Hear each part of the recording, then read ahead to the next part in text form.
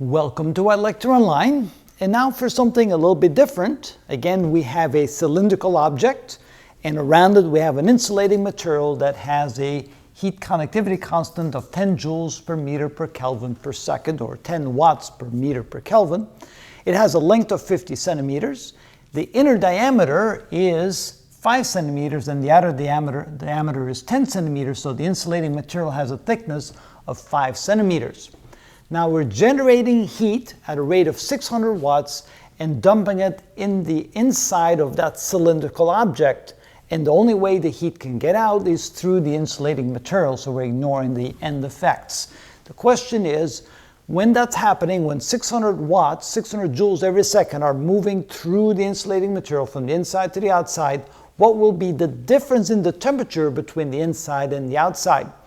And it doesn't really matter what the temperatures are, we're just looking for the difference because the amount of heat transfer through the insulating material only depends on the difference between the temperatures. So that's where this equation comes in handy.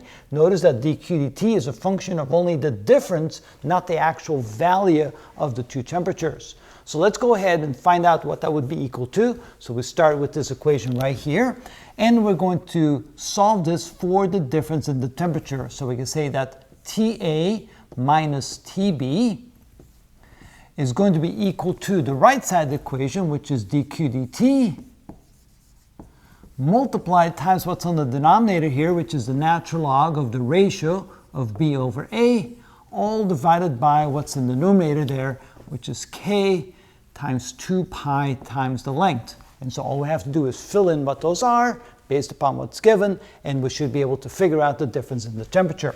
So first of all, the amount of heat coming through the insulating material is going to be equal to the amount of heat generated at the center, which is 600 joules or 600 watts, 600 joules per second or 600 watts, times the natural log of the ratio of B over A. So B is 10 centimeters and A is 5 centimeters. So that becomes the natural log of 2. Then we divide that by K, which is 10 joules per second, 2 pi, and the length of 50 centimeters. Now notice, I'll probably have to convert that to meters because I'm using K in terms of standard units of joules per meter per second. So that becomes 0.50 meters instead of 50 centimeters. So we have this correct. So now let's get the calculator and see what that is equal to. So first we take the natural log of 2.